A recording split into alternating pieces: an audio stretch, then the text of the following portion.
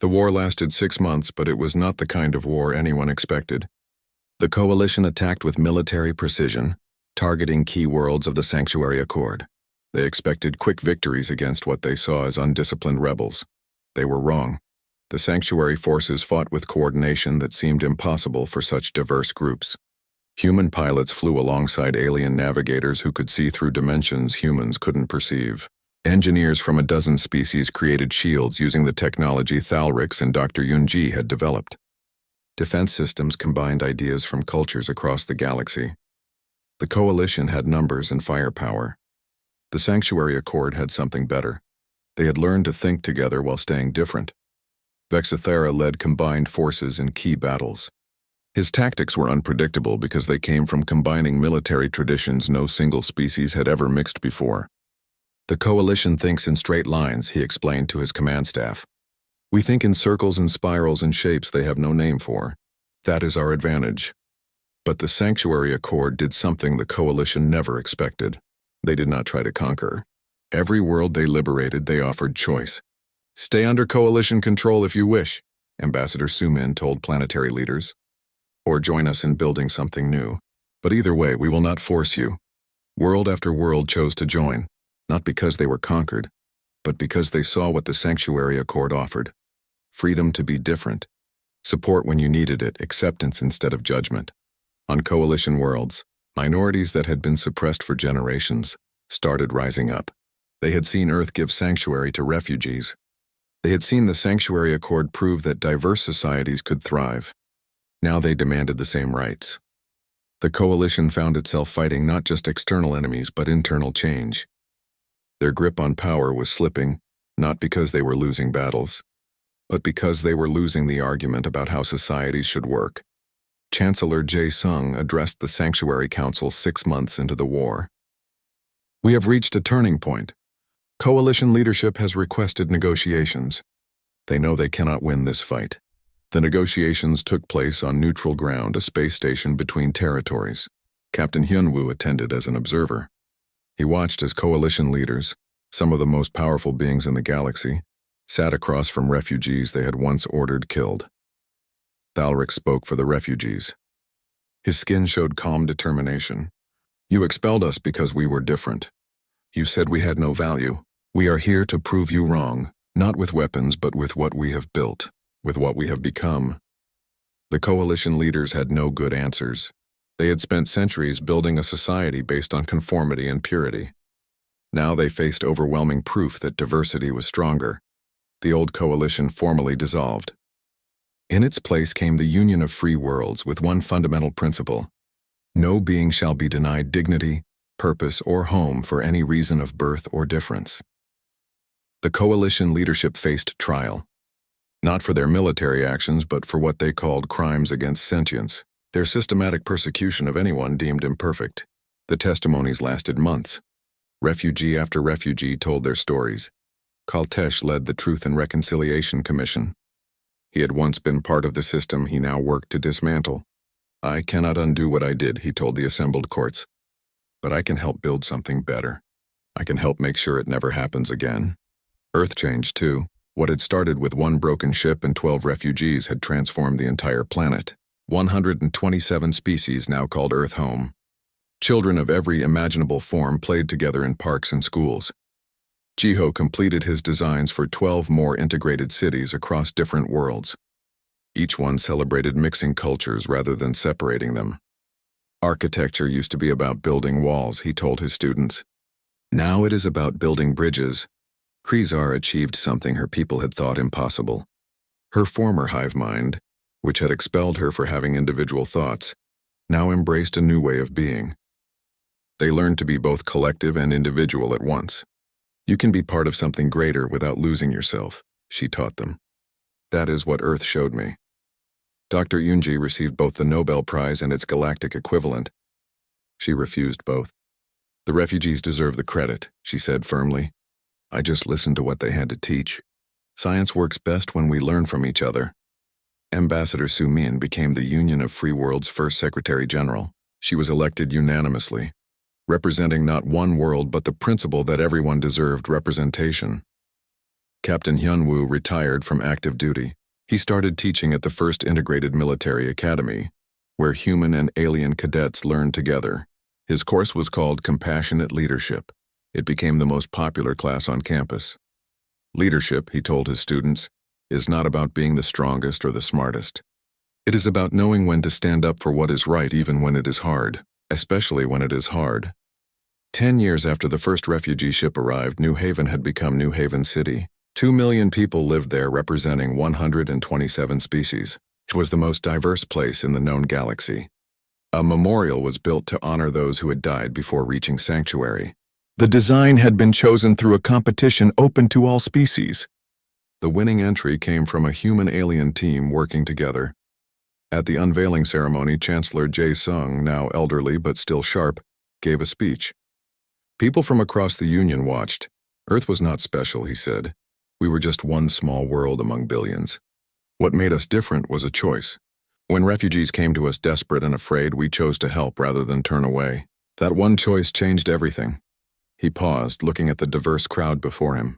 We humans knew what it was like to be cast out. In our own history, we hurt each other for being different. It took us too long to learn that difference makes us stronger. When the galaxy's refugees came to us, we had a chance to prove we had learned that lesson. Thank you all for letting us prove it. The memorial's inscription was written in 127 languages. It said simply, the galaxy expelled them. Earth took them in. Together we became something greater. After the ceremony, Captain Hyunwoo and Thalric stood together, watching children play in the memorial gardens. Human children chased alien children who floated in the air. Alien children learned human games. Everyone laughed in their own way, but laughter was laughter in any language. Do you ever regret it? Thalric asked. His skin was the warm gold color that meant deep gratitude. The sanctions, the war, the cost? Hyunwoo watched a human girl teaching an alien boy how to kick a soccer ball. The boy had 6 legs and kept falling over, but he was laughing. Look around, Hyunwoo said softly. How could I regret this? You gave us sanctuary when we had nothing, Thalric said. We gave you something precious in return. What was that? Purpose. You showed the galaxy that compassion is not weakness, that accepting differences is not dangerous, that the right to exist is more important than any law or custom. You proved that home is not where you are from, but where you are accepted. They stood in comfortable silence, watching the sunset over a city built by 100 different kinds of hands. New Haven had been designed for diversity, but it had become something more. It had become proof that when people choose kindness over fear, acceptance over judgment, everything changes. Vexithara joined them, his own children running among the playing crowd. I used to hunt refugees, he said quietly. Now I watch my kids play with refugee children and I cannot imagine any other life. That is called redemption, Hyunwoo said. No, Vexithara replied. That is called hope, and Earth gave it to all of us. The sun set on New Haven City, painting the sky in colors that no single species could see completely. But together, with all their different eyes and different ways of perceiving, they saw the whole picture. Earth had taken in the unwanted and discovered they were wanted all along. The galaxy had expelled them, calling them broken and defective. Earth had looked at them and seen only people who needed help. In helping them, Earth had helped itself. In accepting them, Earth had learned what it truly meant to be strong. Not through weapons or walls, but through open arms and open hearts. And that simple truth had changed the galaxy forever. The end. 3 months after the standoff, Earth looked different. New Haven was no longer just a city. It was a symbol. Humans and aliens walked its streets together, building something the galaxy had never seen before. Chancellor Jae-sung Park, Earth's newly elected leader, stood in his office with a problem that seemed impossible. We have over 100,000 refugees now, he told his advisors. And more coming every day. How do we manage this? Myung Kang, head of the Refugee Integration Program, spread out charts on the table. We're not just managing them, Chancellor. We're integrating them. 53 species now call Earth home. Each one brings knowledge, skills, abilities we never had before. But the coalition is falling apart, Ambassador Su Min Lee interrupted, walking in with urgent news. After Kaltesh refused to attack us, 12 other systems declared they would no longer follow coalition refugee laws. They're calling themselves the Sanctuary Accord. And they want Earth to lead it. The room went silent. Earth had gone from being isolated to potentially leading an alliance of worlds. It was almost too much to believe. Kaltesh had done more than just refuse to attack. He had resigned from the coalition military and joined Earth's side. Now he commanded what he called the Sanctuary Fleet, protecting refugee ships as they traveled to safe worlds. Captain Hyunwoo met with him regularly. They had become unlikely friends. "I spent 40 years enforcing laws I never questioned," Kaltesh told him one day. "Earth taught me that following orders is not the same as doing right." "You made the hard choice," Hyunwoo replied. "That took courage?" "No, Earth made the hard choice. You risked everything for people you didn't know." "I just stopped being a coward." In New Haven, the city continued to grow. Jiho had been asked to design 11 more cities like it, each on different Sanctuary Accord worlds. He worked with alien architects, combining design philosophies that no single species would have thought of alone. "This is incredible," his alien colleague said, looking at their plans. "On my world, buildings all look the same because we all think the same. Here, every building is different because every mind is different."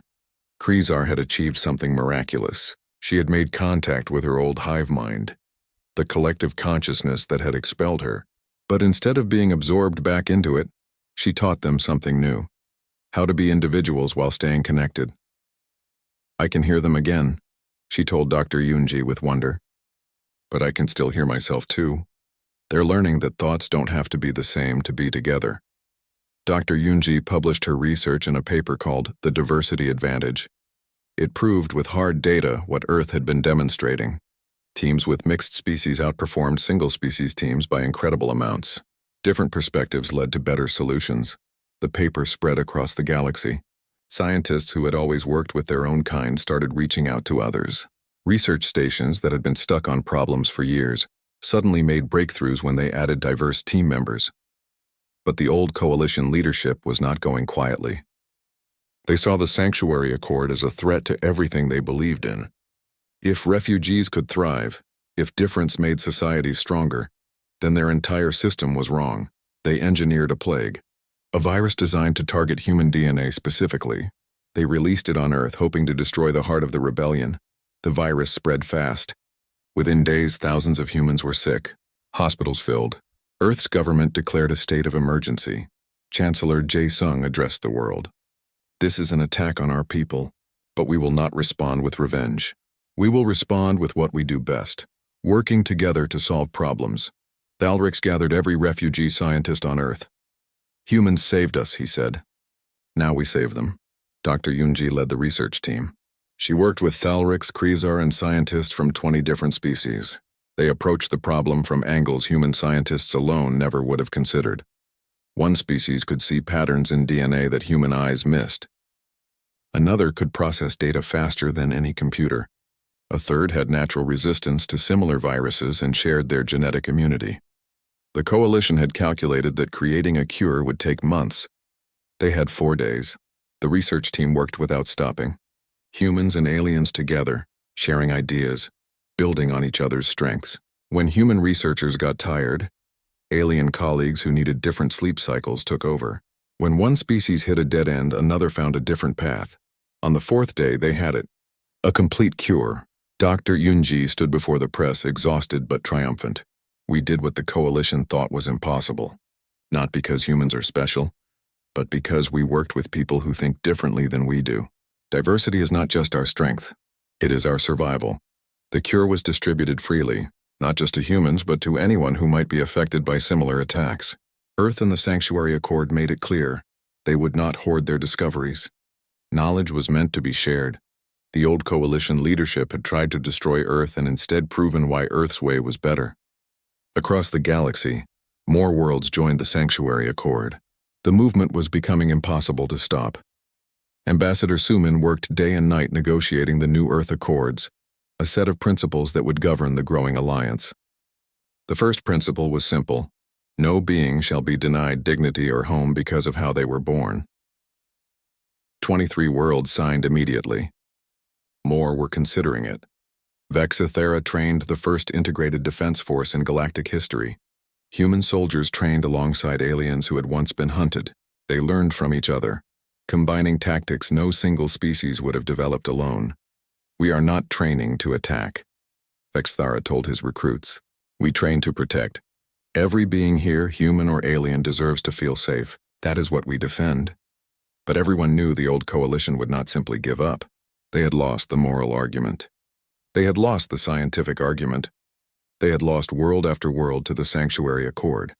That meant they would turn to their last option, force. The warning came from deep space monitoring stations. The core worlds of the old coalition, the ones who had the most to lose from change, had mobilized their fleets. They were coming, and they were coming for Earth. Chancellor Jae Sung called an emergency meeting of the Sanctuary Council. Representatives from 23 worlds gathered, some in person, others by hologram. They're not just attacking Earth, he told them. They're attacking the idea that people can be different and still live together. They're attacking hope itself. One by one, the representatives stood. Earth stood for us when we had nothing, said one.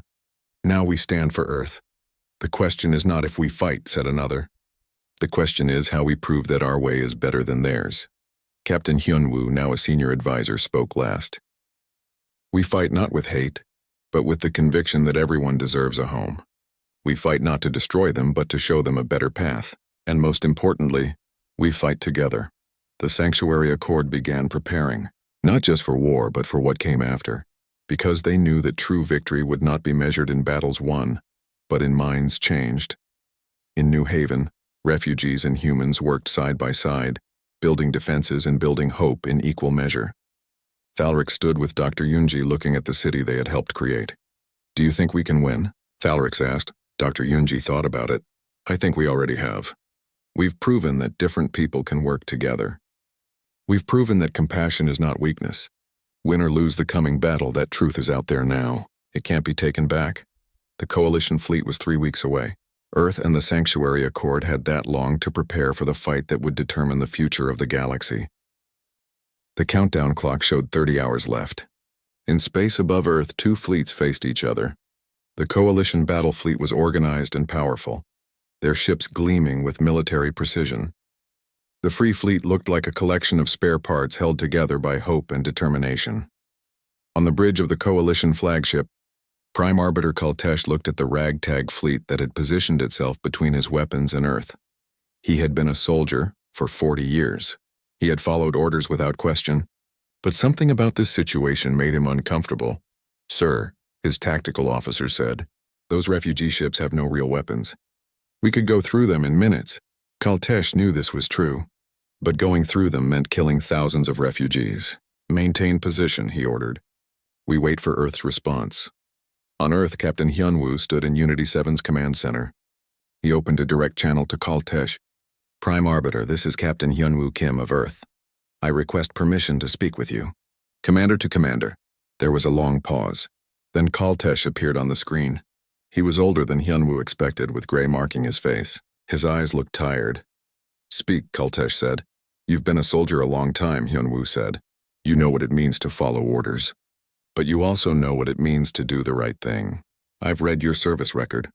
You're not a monster. You're a good soldier who believes in protecting people.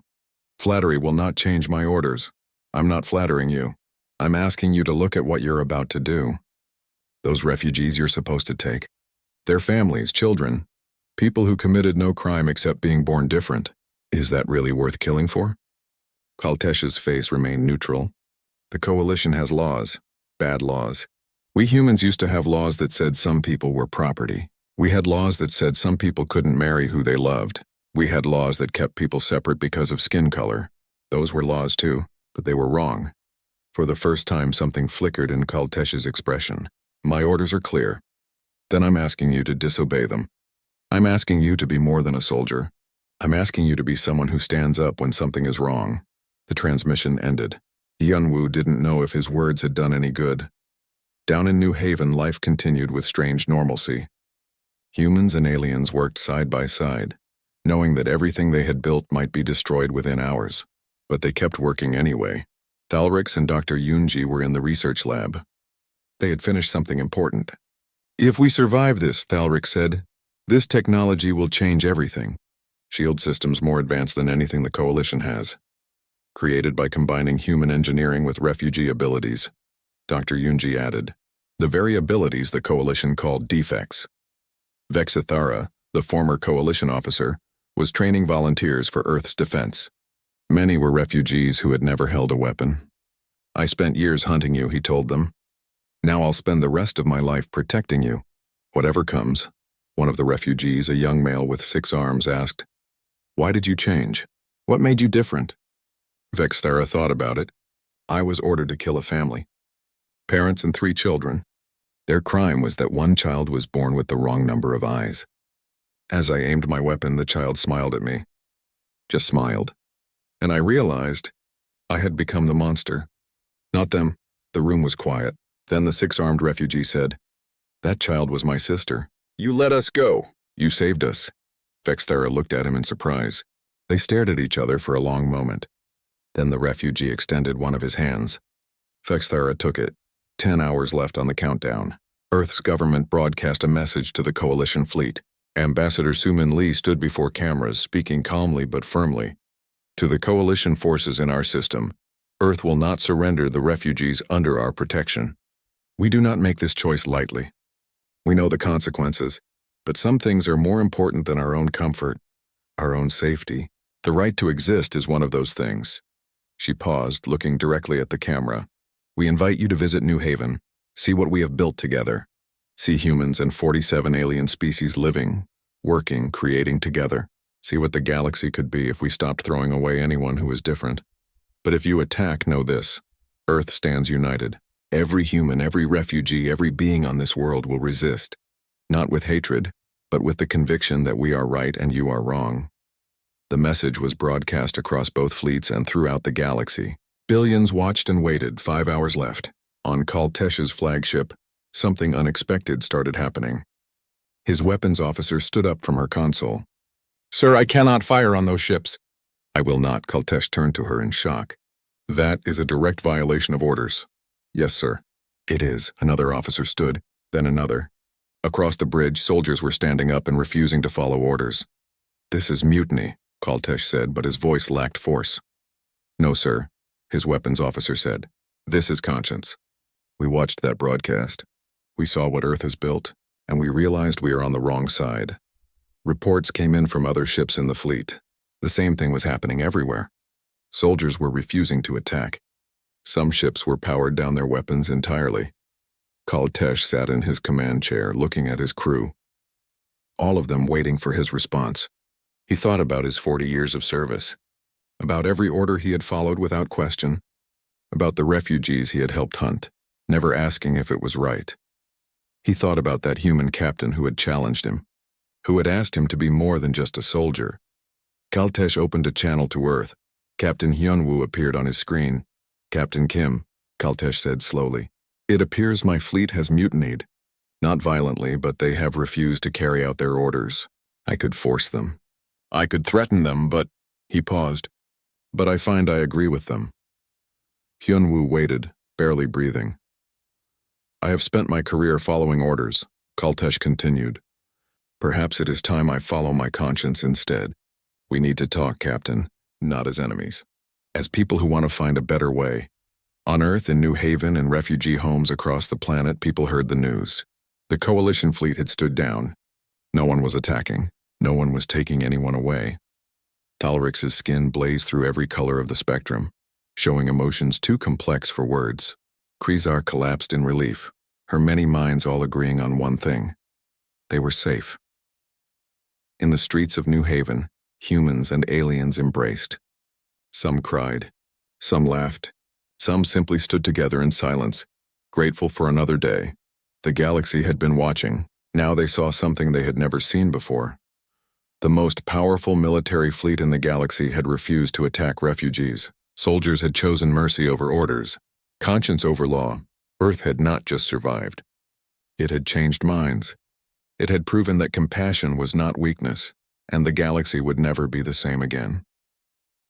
Captain Hyunwoo Kim stared at the broken ship on his screen. It tumbled through space like a dying bird, leaving a trail of frozen air behind it. Warning lights blinked across his console at Unity 7, Earth's orbital station. The ship was falling apart. "Sir, they're broadcasting on all channels," his communications officer said. "It's a distress call." Hyunwoo pressed the button to hear it. Static filled his ears, then a voice. It sounded strange, like someone speaking underwater. This is Refugee Transport 7 Delta. We have 12 survivors. We are dying, please. We need help. The word refugee made everyone in the command center go quiet. Everyone in the galaxy knew what that meant. These were the unwanted ones, the outcasts. Every civilized world in the Galactic Coalition had rules about refugees. The rules were simple. Turn them away. Captain, another officer said carefully, the Coalition observers are watching. They'll report everything we do. Hyunwoo looked at the ship again. 12 lives. 12 people who had nowhere else to go. He thought about his own family, lost years ago in a Coalition border conflict. He thought about how they must have felt in their last moments, hoping someone would help them. Bring them in, he said. Sir, the Coalition, I gave an order. Bring them in. The rescue took 2 hours. When the airlock finally opened, Hyunwoo stood waiting with Dr. Yoonji Park, Earth's best alien doctor. They didn't know what to expect. The first refugee stepped through. He was tall, taller than any human, with skin that looked like colored glass. It shifted from blue to purple as he moved. His eyes were too large and he had too many fingers, but his face showed the same thing any face would show after running for your life. Fear and hope mixed together. I am Thalrix, the alien said in broken English. Thank you. No one else would stop. No one else would help. Behind him came the others. Some walked on 2 legs, some on 4. One floated in the air somehow. Their bodies were all different colors and shapes, but they all had the same look in their eyes. They had all been running from something. Dr. Yoonji stepped forward with her medical team. Let's get you all checked, she said gently. You're safe now. One of the refugees, a young female with too many arms, started crying.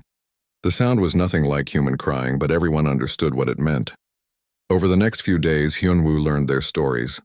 Thalrix had been a scientist on his homeworld. His people valued something called genetic purity. His skin changed colors based on his feelings, which his people said was a defect. They told him to leave or die. The young female was named Krizar. Her people were all connected by their minds, thinking as one group. But Krizar started having her own thoughts, her own ideas. Her people cut her off from their shared mind. They said she was broken. Each refugee had a similar story. Too different. Too strange. Too much of this, not enough of that. The galaxy had no room for anyone who didn't fit perfectly into their society. Dr. Yoonji examined them all. She found scars from beatings, signs of starvation, marks from chains. They've been treated like animals, she told Hyunwoo privately. Some of them for years. Earth's government called an emergency meeting. The question was simple. Should Earth give these aliens asylum? The debate went on for hours. Some people said yes, it was the right thing to do. Others said no, Earth couldn't afford to anger the Coalition. Hyunwoo was asked to speak. He stood before the council and said, We humans know what it's like to be cast out. In our own history, we've thrown away people for having the wrong skin color, the wrong beliefs, the wrong love. We spent centuries hurting each other for being different. We learned slowly and painfully that difference makes us stronger, not weaker. He paused, looking at each council member. Now we have a chance to prove we learned that lesson. These people need help. They need a home. Are we going to turn away? Are we going to be like the rest of the galaxy? Or are we going to be better? The vote was close. But Earth decided to accept the refugees. The Galactic Coalition was not happy. Within hours, they sent a message. It was formal and cold. Earth has violated Protocol 47 by harboring biological undesirables. This action will have consequences. Remove the refugees immediately or face sanctions. Earth's answer was short. No. News spread fast across the galaxy. Earth, the young world that had just joined the galactic community, had done something no one had done in centuries. They had said no to the Coalition. They had chosen compassion over politics. In the refugee quarters, Thalrix asked Hyunwoo, Why? Why would you risk so much for us? You don't know us. Hyunwoo thought about his answer. Because everyone deserves a chance. Everyone deserves a home. And because, he paused, because if we turn you away, we become like them. We become the kind of people who care more about rules than lives. Thalrix's skin shifted to a warm golden color. Dr. Yoonji, who was studying their biology, said later that it was the color of deep gratitude in his species. The refugees were moved to temporary housing in New Seoul. Humans and aliens stared at each other nervously at first, but children, as children do, started playing together within days. Adults took longer, but they got there too. Krezar, the young alien who had been cut off from her mind-sharing people, started teaching human engineers about her technology. "Where I come from," she said quietly, "having your own thoughts was wrong. Here, everyone has their own thoughts, but you work together anyway. It's beautiful." Dr. Yoonji discovered something interesting in her research. Many of the defects that got the aliens expelled were actually useful traits. Thalrix's color-changing skin could help humans understand alien emotions. Krezar's ability to think both individually and collectively could revolutionize how teams work together. The galaxy had thrown away treasure and called it trash. 3 weeks after the first ship arrived, Unity 7 sensors detected something. More ships, 17 of them, all heading toward Earth, all broadcasting the same message: "We seek asylum." Hyunwoo stood in the command center, looking at the screen. Behind him, Thalrix and several other refugees had come to watch. "What will you do?" Thalrix asked. Hyunwoo smiled. "What do you think?" "We're going to bring them home." As word spread through refugee communities across the galaxy, a new message traveled with it.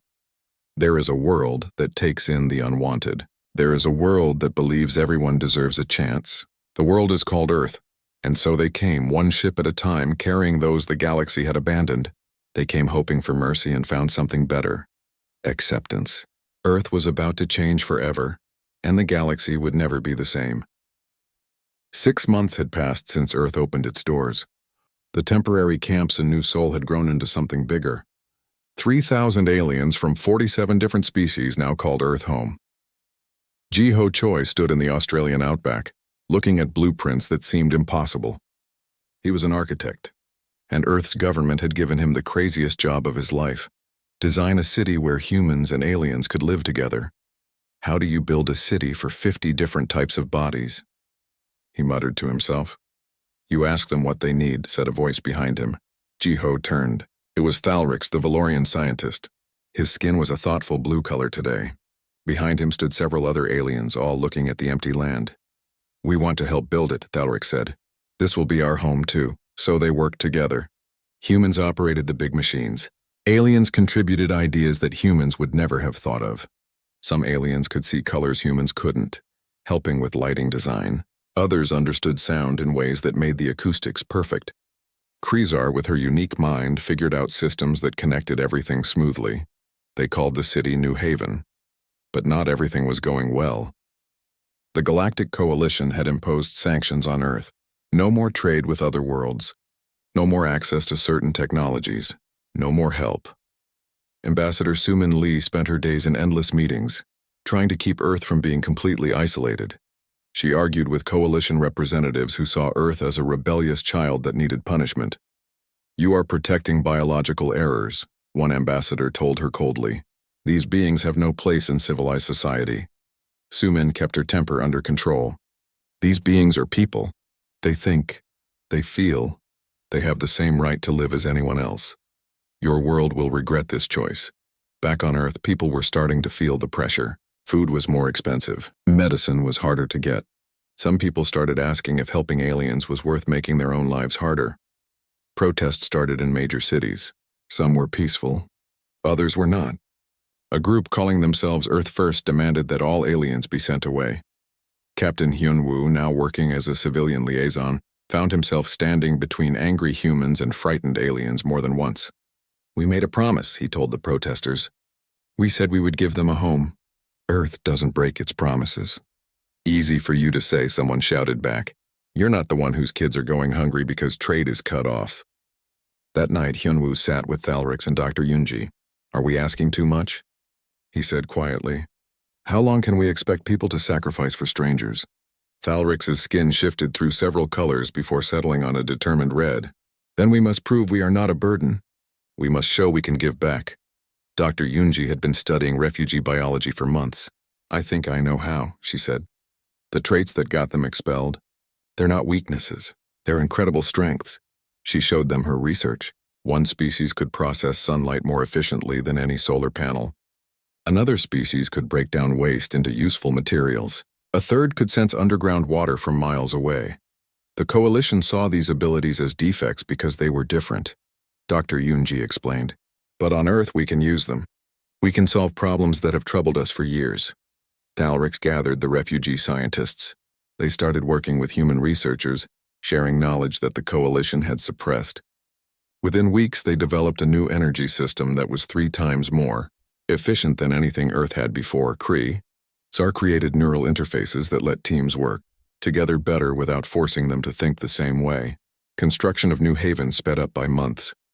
A water crisis in Africa was solved when refugees who could sense underground water sources helped find new wells. Slowly, Earth started to see that the refugees were not just taking help. They were giving it back in ways no one had imagined. But trouble was coming. A former Coalition military officer named Vexithara arrived on one of the refugee ships. He had been ordered to execute a group of refugees. Instead, he let them go and ran with them. Vexithara was haunted by what he had almost done. I followed orders for years, he told Captain Hyunwoo. I hunted these people. I hurt them. And for what? Because they were different? You're here now, Hyunwoo said. You chose differently. That matters. The Coalition will come, Vexithara warned. They can't let Earth succeed. If you prove that refugees can thrive, it destroys everything the Coalition stands for. They will try to stop you. His warning proved right sooner than anyone expected. The day New Haven was supposed to open, the sky filled with ships. Not refugee ships this time, military ships. A Coalition battle fleet had entered Earth's solar system. Jiho stood in the city he had built, looking up at the sky. Around him, humans and aliens worked together, putting final touches on their new home. They had created something beautiful, something the galaxy had never seen before. Now that beauty was threatened. The lead Coalition ship broadcast a message across all channels. This is Prime Arbiter Kaltesh of the Galactic Coalition fleet. Earth is harboring biological undesirables in violation of Coalition law. You have 48 hours to surrender all refugees to Coalition custody. If you refuse, we will take them by force. In refugee homes across Earth, people heard the message. Thalrix's skin turned the color of fear. Krezar started shaking. They had run so far and now their hunters had found them. But something unexpected happened. Humans started gathering around refugee communities, not to force them out, to protect them. Borahan, a teacher who had been working with refugee children, organized what she called human shields. They came to our world for safety, she said.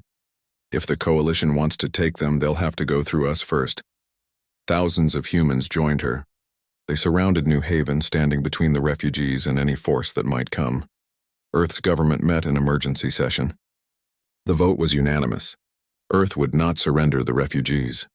Admiral Dalho Yang, commander of Earth's defense fleet, knew his ships were no match for a Coalition battle fleet. But he moved them into position anyway. We might not win, he told his crew, but we'll make them remember this day. As Earth prepared for the worst, something appeared on long-range sensors. More ships were coming, thousands of them, but these were not Coalition military vessels. They were refugee ships from across the galaxy. Old cargo haulers, converted passenger ships, anything that could fly. Every refugee who had ever made it to safety, every outcast who had found a new life was coming to defend the world that had given them hope. A message came through on all channels. This is the Free Fleet. Earth saved us when we had nothing. Now we stand with Earth. You will not take them. You will not take anyone. Captain Hyunwoo watched the Free Fleet take position between Earth and the Coalition armada. Beside him, Thalrix's skin blazed with the color of courage. They came, Thalrix whispered. Everyone we saved. They all came. The 48-hour countdown had begun. Earth, its refugees, and the Free Fleet waited to see what would happen next. The galaxy held its breath.